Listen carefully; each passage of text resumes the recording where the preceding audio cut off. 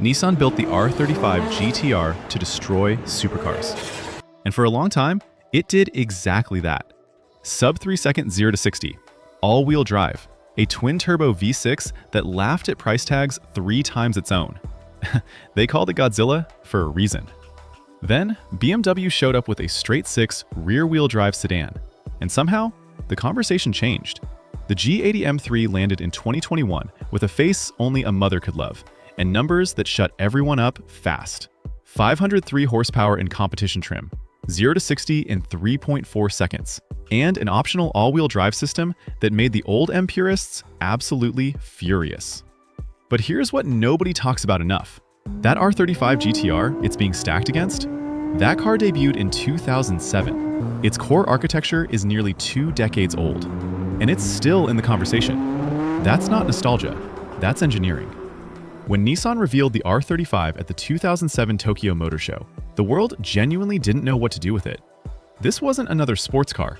This was a 3,800-pound all-wheel drive missile wrapped in production car clothing.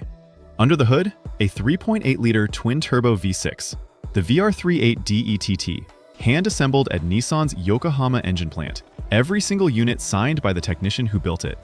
From the factory, it pushed 480 horsepower. Later revisions bumped that to 565 in the standard premium spec, and all the way to 591 in the Nismo.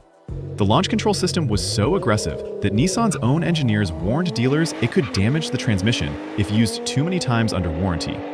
Let that sink in. The car came with a built-in self-destruct option, and people lined up to buy it anyway.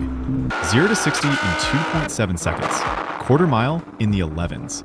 In 2009, it set a production car lap record at the Nürburgring, and it cost $70,000. Porsche was charging double that for similar performance. Ferrari owners were quietly uncomfortable at traffic lights. The GT-R didn't care what badge it was next to, it just drove. Fast forward to 2021. BMW's M division is under pressure.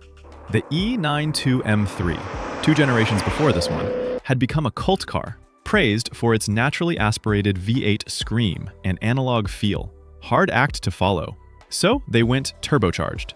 Massively. The S58 straight-six in the G80 produces 473 horsepower in base M3 form and 503 in competition trim. It revs hard, pulls harder, and the torque curve hits like a freight train, from 2,650 revolutions per minute all the way to the top end. 0 to 60 in 3.4 seconds, drop it into M xDrive, BMW's all-wheel drive mode, and that number dips to around 3.1. The interior? Pure Germany. Carbon fiber trim, a 12.3-inch digital cluster, M-specific bucket seats, and enough customization in the drive modes to keep enthusiasts busy for weeks. The chassis tuning is surgical. This car communicates through the wheel, through the seat, through every input you make. It also weighs 1,730 kilograms. For context, that's almost identical to the GT-R's 1,725 kilograms. Same weight class, very different philosophies. Stock versus stock, these two are closer than the fanboys want to admit. The GT-R's 0 to 60 advantage over the M3 is about 0.7 seconds. Against the M xDrive, much closer, but Godzilla still has the edge. On the quarter mile, both cars are running mid to high 11s from the factory. The M3 is a sports sedan. The GT-R is a track weapon wearing a suit. Now strip away the stock badges. This is where things get unhinged. The R35's VR38 DETT is one of the most tunable engines ever mass-produced. A simple ECU flash and intake package gets you past 550 wheel horsepower.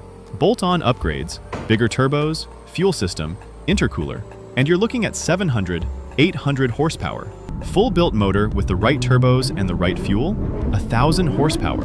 GT-R is a real thing that people drive to the supermarket. The GT-R's Atessa ETS all-wheel drive system was built to handle that power. The platform was engineered with headroom that most manufacturers never imagined needing. The G80 M3 isn't far behind. The S58 engine responds beautifully to tuning. Stage 1 tunes push it past 550 horsepower with 0 hardware changes. The internals are strong, the cooling is competent, and the aftermarket is already deep.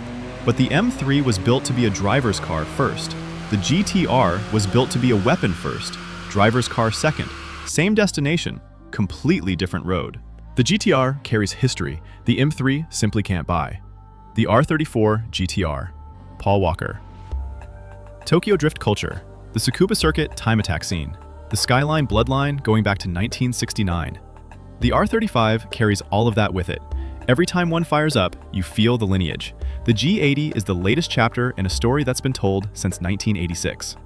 But the GT-R feels mythological in a way that's rare. It was designed to beat anything, by any means necessary. That mentality is baked into every bolt. Buy the M3 if you want a daily driver that embarrasses sports cars on twisty roads, looks aggressive in the school pickup lane, and still makes you feel alive on a Sunday morning canyon run. Buy the GT-R if you want a machine with a second life ahead of it, one that gets faster the more money you put into it, that rewards mechanical obsession, and that turns heads not because of a grille, but because of what it represents. One is the future of performance sedans. The other refused to die, and is somehow still relevant enough to be compared against it. The GT-R hasn't had a true successor. Nissan confirmed an EV-powered replacement is coming. Electric, instant torque, potentially faster than anything that wore the GT-R badge before it.